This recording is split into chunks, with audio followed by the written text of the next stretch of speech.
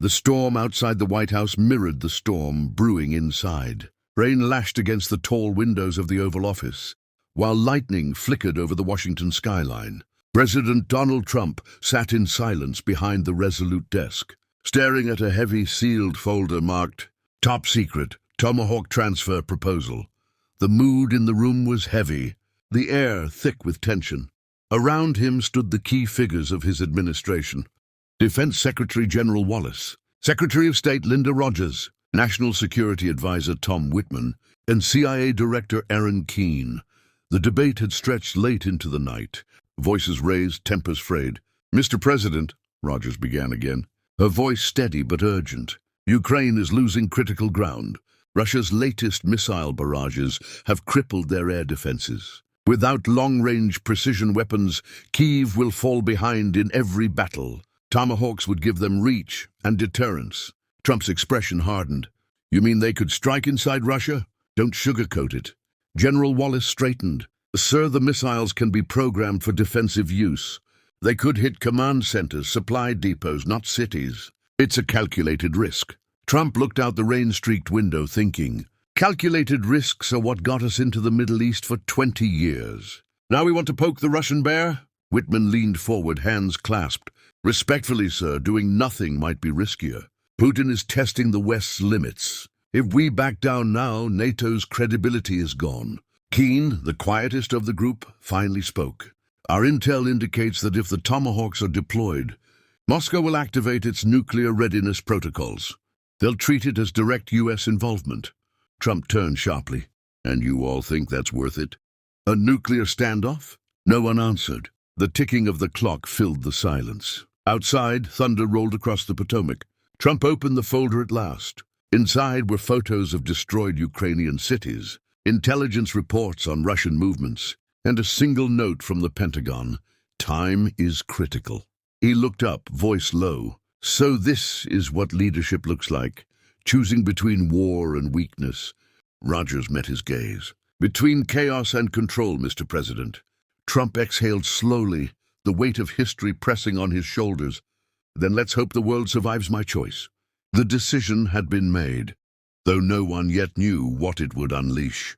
Beneath the shattered streets of Kyiv, in a dimly lit underground command center, Ukraine's defense minister, Alexei Reznikov, stood before. A digital map glowing with red and blue lines, the ever-shifting front. The soft hum of generators mixed with the distant thud of explosions far above. Every tremor in the concrete ceiling reminded everyone in the bunker that the war never truly slept. Reznikov's eyes were fixed on a live news feed from Washington. The White House briefing was expected any moment now.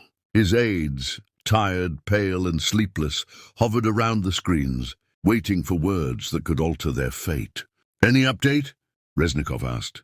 Colonel Ivchenko, a seasoned officer with battle scars across his face, shook his head. "Not yet, sir. But reports say the U.S. meeting has ended. Some say the president approved the transfer.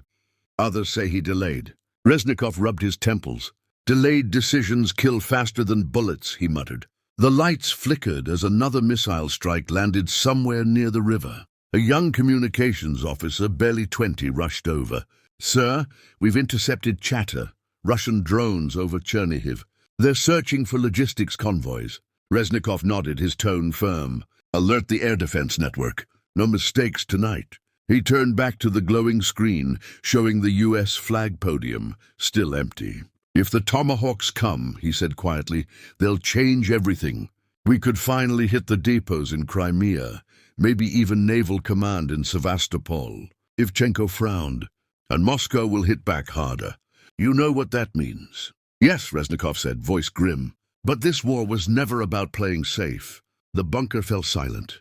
A map technician whispered to another soldier, "Do you think the Americans will really do it?"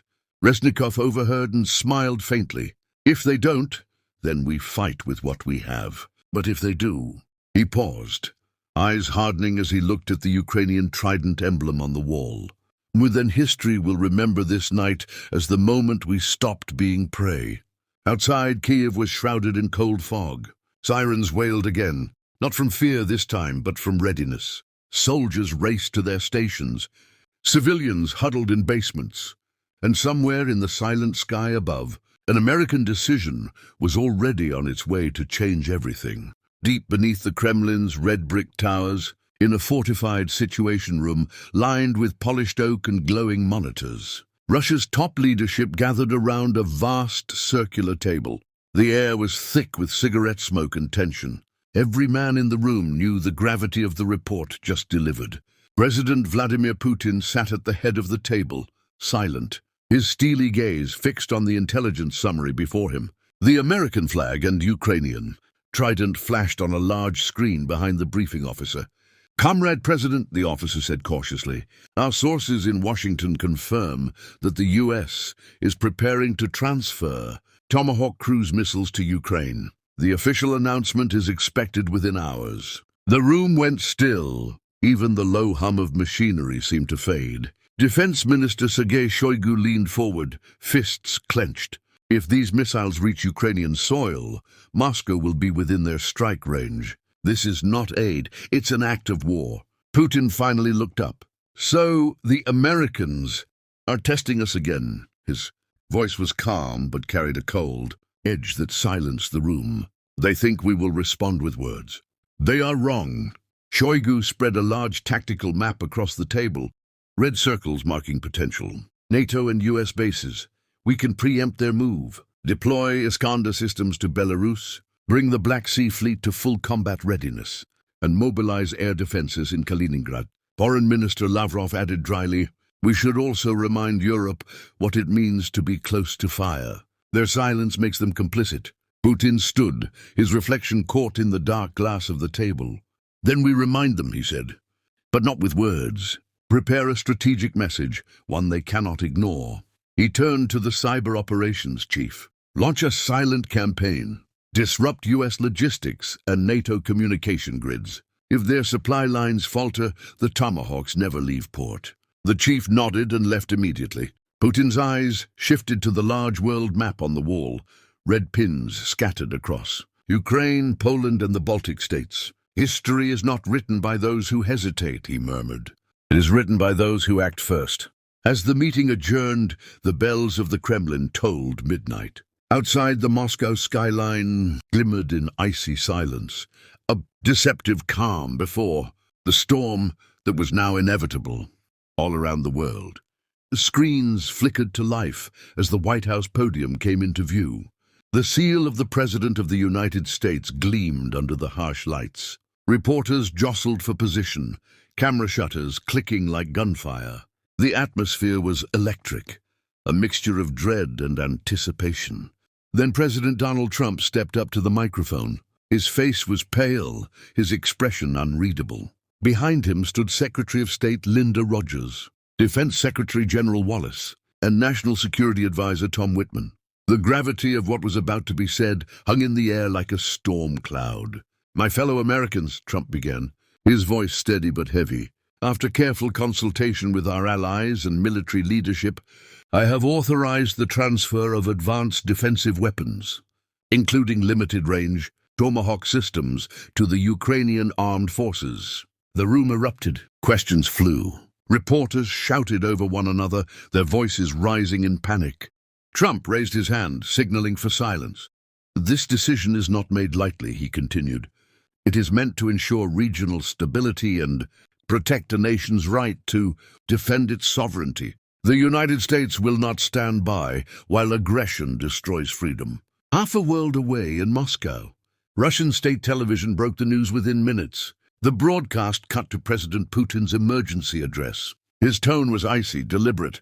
"The deployment of American long-range weapons to Ukraine is an act of provocation. Let me be clear, any Tomahawk launched from Ukrainian territory will be treated as a NATO attack on the Russian Federation. A response will be immediate and decisive." As his words echoed across Russia's airwaves, radar systems across Eastern Europe lit up. Fighter jets scrambled. NATO's early warning centers in Germany and Poland went to full alert. The world's military satellites recorded frantic movement along Russia's western borders. In Kyiv, Minister Reznikov stood before his weary soldiers and watched the news on a flickering monitor. The bunker was silent. Then someone whispered, "They did it." A faint smile crossed his face. "Then we must be ready for the storm." Back in Washington, the president turned away from the podium. Exhaustion etched across his face. "God help us all," he murmured. Outside, the rain had stopped. The night was unnervingly still, the calm before a global storm that everyone knew might come by morning.